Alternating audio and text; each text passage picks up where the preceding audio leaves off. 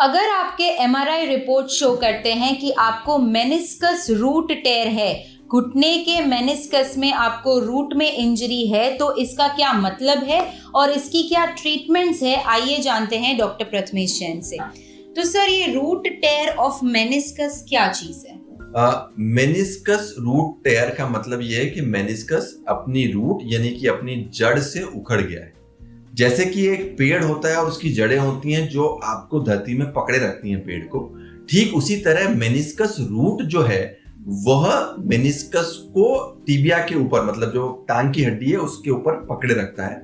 और जब भी मेनिस्कस अपनी रूट से उखड़ जाता है या निकल जाता है तो यह एक बहुत ही खराब परिस्थिति होती है पेशेंट के लिए, क्योंकि इस कंडीशन में पेशेंट को घुटने का घिसारा या घुटने का दर्द बहुत तेज स्पीड से बढ़ेगा, क्योंकि जो मेनिस्कस काम कर रहा था वह काम नहीं कर पाएगा, क्योंकि जो गद्दी जड़ से उखड़ी है वह जॉइंट के बाहर की तरफ निकल जाएगी और ऐसा करने पे हड्डी, ऊपर की हड्डी जो जांघ की हड्डी है वो टांग की हड्डी से टकराने लगेगी और घुटने का घिसारा बहुत जल्दी आएगा। अगर इस चीज को टाइम पे एड्रेस नहीं किया जाता है तो 1, 2 या 3, 4 साल के अंदर में मरीज को जॉइंट रिप्लेसमेंट या टोटल नी रिप्लेसमेंट कराने की आवश्यकता पड़ सकती है।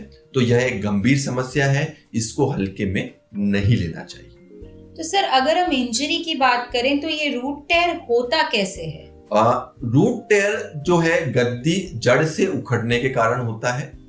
तो इंजरीज जैसे कि स्पोर्ट्स इंजरी में यह हो सकता है, ट्विस्टिंग, अगर आपका पांव मुड़ गया है तो यह हो सकता है, अगर किसी भी कारण से आपके पांव पे लोड ज्यादा पड़ गया है तो यह हो सकता है।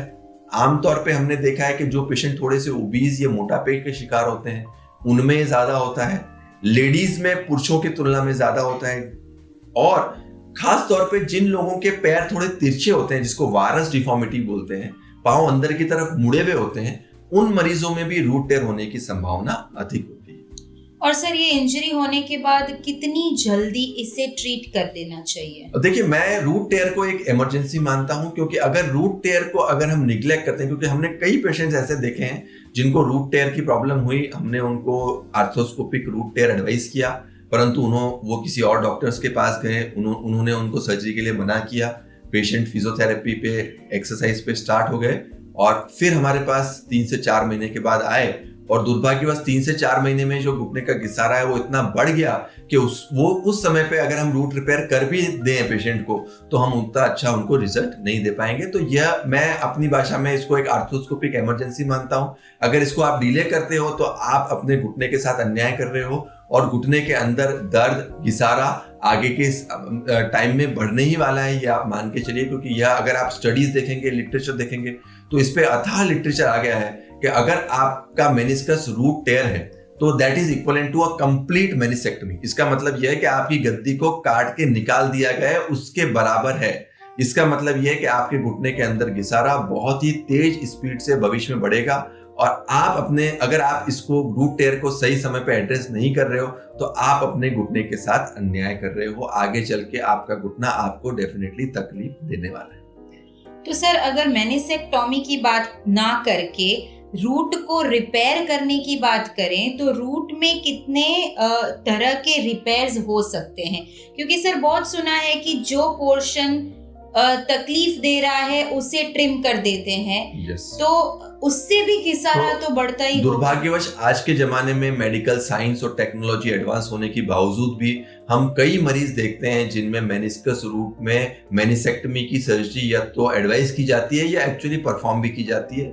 यह एक बहुत ही गलत परिपाटी है और हम इसका खंडन करते हैं। आइडियली मेनिस्कस रूट टेयर में मेनिस्कस रिपेयर या मेनिस्कस रूट रिपेयर की सर्जरी जो है वो बेस्ट पॉसिबल सर्जरी है और वही सर्जरी पेशेंट्स में परफॉर्म की जानी चाहिए। तो डेफिनेटली अगर आपको मेनिस्कस रूट टेयर है तो definitely reparative surgery is indicated और रिपेयर की सर्जरी ही करानी चाहिए।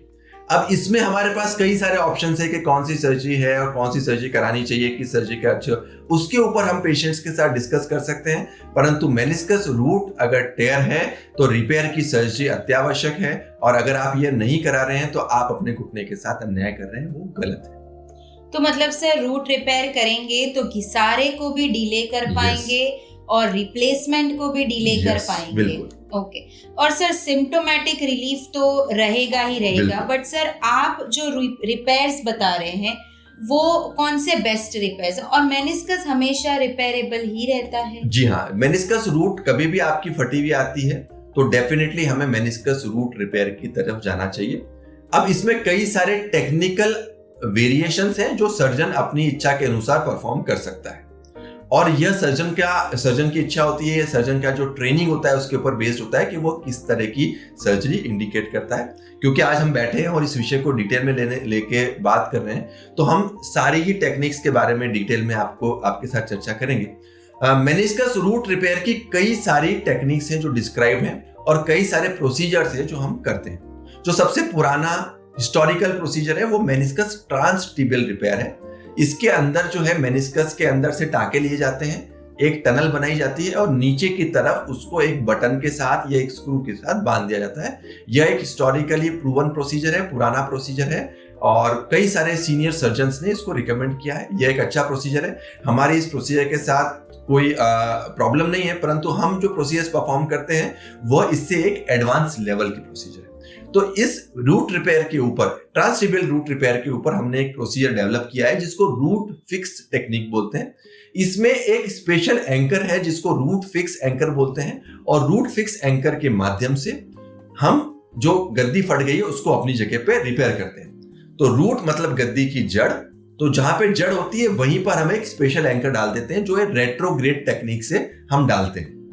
अब जहां पे ये एंकर डाल देते हैं उससे धागे निकलते हैं, और उन धागों के माध्यम से हम जो गद्दी फटी हुई है वो धागे उस गद्दी में डाल के अपनी जगह पे हम रिपेयर कर देते हैं। तो एक बहुत ही अच्छा सॉलिड एनाटॉमिकल रिपेयर हम दे सकते हैं, और मिनिमल इन्वेजिव मतलब दूरबीन की मदद से हम ये प्रोसीजर कर देते हैं, और बहुत ही सक्सेसफुली हम ये प्रोसीजर कर पाते हैं। तो हम ये मानते हैं कि रूट फिक्स जो टेक्निक है वह ट्रांसटिबियल तकनीक जो भी अच्छी तकनीक है उसकी तुलना में थोड़ा बेहतर, मतलब करीबन आई वुड से 10 से 20% बेहतर रिजल्ट रूट फिक्स टेक्निक जो है वो दे पाएगी। दूसरा जो हम बहुत ही नई एडवांसमेंट रूट रिपेयर में कर रहे हैं, खास तौर पे जिन मरीजों को बहुत ही क्रॉनिक प्रॉब्लम है, लंबे टाइम से प्रॉब्लम है और जिन्होंने इसको इग्नोर किया है, उन मरीजों के लिए हम एक प्रोसीजर लेके आए हैं जिसको रूट रिकंस्ट्रक्शन बोलते हैं। तो मेनिस्कस रूट रिकंस्ट्रक्शन एक ऐसा प्रोसीजर है जिसमें हम गद्दी को रिपेयर तो करते हैं पर एक टेंडन के माध्यम से उसको रीइंफोर्स कर देते हैं। तो यहाँ पे हम घुटने के नीचे से ग्रेसिलिस टेंडन, जिसका हम एसीएल रिकंस्ट्रक्शन भी करते हैं, वह ग्राफ्ट लेके उस ग्राफ्ट की मदद से बायोलॉजिकल रिपेयर करते हैं। तो वह ग्राफ्ट रूट में डाल के उसको मेनिस्कस में एक टनल, टिबिया में एक टनल बना के उसको रिपेयर कर देते हैं। तो जिन मरीजों को मेनिस्कस रूट की प्रॉब्लम बहुत समय से, पुराने टाइम से जिन्होंने इसको इग्नोर किया है, उन मरीजों में मेनिस्कस रूट रिकंस्ट्रक्शन की सर्जरी जो है वो काफी बेहतर रिजल्ट दी जाती है। तो क्रॉनिक पेशेंट्स में जिनको पुरानी प्रॉब्लम है, जिनको बहुत बड़ा मेनिस्कस रूट टेयर है, उनमें हम मेनिस्कस रूट रिकंस्ट्रक्शन का जो प्रोसीजर है वह परफॉर्म करते हैं, और यह जो है प्रोसीजर वह रूट रिपेयर की तुलना में बेहतर रिजल्ट देता है। यह भी एक प्रूवन और एक साइंटिफिकली पब्लिश्ड प्रोसीजर है। अब यहाँ पे एक चीज और इंपॉर्टेंट है, जिन मरीजों में वारस डिफॉर्मिटी होती है, मतलब आपका घुटना जो है उसमें रूट टेयर तो है ही है, साथ में जो आपके घुटना है वो थोड़ा तिरछा हो गया है या टेढ़ा हो गया है, तो इन मरीजों में हम लोग मेनिस्कस रूट रिपेयर सर्जरी के साथ साथ हाई टिबियल ऑस्टियोटॉमी जो हम एनाटॉमिकल प्लेट से करते हैं वह भी एड ऑन कर देते हैं। तो यह एक चौथा प्रोसीजर है जो हम मेनिस्कस रूट में करते हैं। और जिन मरीजों को मेनिस्कस रूट टेयर विद वारस डिफॉर्मिटी, मतलब गद्दी भी फट गई है और पांव भी तिरछा है, तो उन मरीजों में हम लोग meniscus root repair along with HTO recommend करते हैं। और अगर यह किया जा रहा है तो जो सबसे अच्छी तकनीक मेनिस्कस रूट रिपेयर की है वह रूट फिक्स तकनीक है, क्योंकि इसमें टनल जो है कई बार हमारे स्क्रू के बीच में आती है अगर हम ट्रांसटिबियल तकनीक करते हैं तो अगर हम मेनिस्कस रूट रिपेयर कर रहे हैं और अलोंग विद हम साथ में एचटीओ भी कर रहे हैं, तो कन्वेंशनल आप ट्रांसटिबियल तो कर सकते हैं, परंतु अगर आप रूट फिक्स अलोंग विद एचटीओ कर रहे हैं तो आप मरीज को काफी बेहतरीन रिजल्ट मैं मानता हूं दे सकते हैं। तो यह 4 तकनीकें हो गई, 4 साइंटिफिकली बेस्ड जो है स्पेशल टेक्निक्स हो गई हैं जिनके माध्यम से मेनिस्कस रूट रिपेयर सर्जरी की जा सकती है। तो बेसिकली सर अगर मेनिस्कस रूट रिपेयर है तो there are a lot of options जिससे हम, और डेफिनेटली आपको पेशेंट्स को डॉक्टर के पास जाना चाहिए, अपने डॉक्टर से ये सब डिस्कस करना चाहिए। दुर्भाग्यवश आज की डेट में भी हमारे इंडिया में ऑर्थोपेडिक ट्रेनिंग और आर्थ्रोस्कोपिक ट्रेनिंग का बहुत अभाव है और कई सारे सर्जन्स हैं जो इन चारों तकनीक्स में ट्रेन नहीं है। ऐसा कोई सर्जन हो सकता है जो एक तकनीक में ट्रेन हो, दो में टेक्निक हो, परंतु हम पेशेंट्स को रिकमेंड करते हैं कि आप ऐसे सर्जन को अप्रोच करें जो ये सभी प्रोसीजर्स करने में इक्वलेंट सक्षम हो और जिसने ये सभी प्रोसीजर्स किए हुए हो, तो वो आपको राइट एडवाइस दे पाएगा और सही तरीके से आपकी जो इस प्रोसीजर की सर्जरी वो कर पाएगा। और सर इस रूट रिपेयर करने के बाद जो रिहैबिलिटेशन रहता है वो कैसा होता है? देखिए, रूट रिपेयर जो है, जैसे मैंने बताया कि यह रूट टेयर जो है बहुत ही हाई डिमांड सर्जरी है। इसमें अगर हम नहीं करते हैं तो बहुत फास्ट प्रोग्रेशन ऑफ आर्थराइटिस होता है। तो जब भी ये सर्जरी की जाती है तो ये जो गद्दी होती है ये आपकी पूरी बॉडी का लोड लेती है। तो जब भी यह प्रोसीजर किया जाता है तो लार्ज टाइम हमको नॉन वेट बेरिंग पेशेंट को रखना पड़ता है, तो वो आपको अपने डॉक्टर से परामर्श लेना पड़ेगा। परंतु कई पेशेंट्स को हमें 4 से 6 हफ्ते तक नॉन वेट बेरिंग, मतलब वो जो प्रोसीजर हमने जिस पाँव का किया है उस पाँव पे लोड नहीं डालना है, उस पाँव पे वजन नहीं डालना है, उसके लिए आपको खास पेशेंट डॉक्टर जो है पेशेंट्स को गाइड करता है। तो डेफिनेटली आपको अपने डॉक्टर से परामर्श लेना है, परंतु लंबे समय तक हमें पेशेंट्स को नॉन वेट बेरिंग रखना है। मतलब हम पेशेंट्स को बहुत जल्दी वजन डालने के लिए, चलने के लिए एडवाइस नहीं करते हैं। महीने से 1.5 महीने का टाइम जो है मरीज को चलने में लग सकता है। तो सर पेशेंट को नी रिप्लेसमेंट तक पहुंचते पहुंचते उसके पास बहुत सारे ऑप्शंस हैं।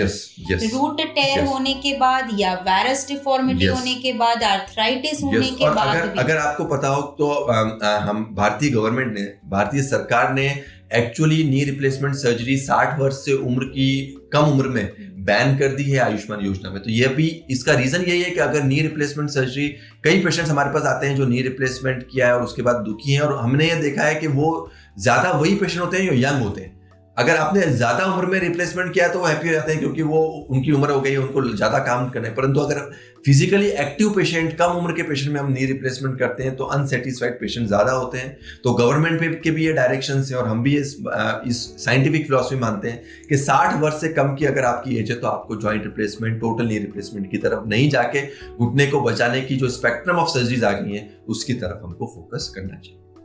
और सर रीटेयर के चांसेस अगर आर्थ्रोस्कोपिक मेनिस्कस, डेफिनेटली कोई भी हम रिपेयर करते हैं तो रीटेयर का चांसेस रहता है। तो मेनिस्कस रीटेयर, रूट रीटेयर्स हो सकते हैं, परंतु अगर आप अच्छी सेटिंग में, अच्छे सर्जन के पास और सही गाइडेंस में सही प्रोसीजर का चयन करके ये करते हैं तो इसका रीटेयर का रेट्स जो है वो हम मिनिमल कर सकते हैं, कम से कम रख सकते हैं। और सर रीटेयर के बाद भी अगर पेशेंट नी रिप्लेसमेंट से बचना चाहता है फिर भी डेफिनेटली हमारे पास, देखो मैंने आपको बताया जैसे कि हाई टिबियल ऑस्टियोटॉमी है, अगर पेशेंट को वायरस डिफॉर्मिटी रही है और रूट रिपेयर हुआ है, उसको वायरस डिफॉर्मिटी छूटी हुई है, तो अगर हम वायरस डिफॉर्मिटी करेक्ट करके रूट रिपेयर करेंगे तो डेफिनेटली हम रिवीजन केसेस में भी पेशेंट्स को अच्छा रिजल्ट दे सकते हैं, घुटने को बचा सकते हैं। तो रिवीजन केसेस में भी revision root repairs with STO अच्छे से सफलतापूर्वक किया जा सकता है।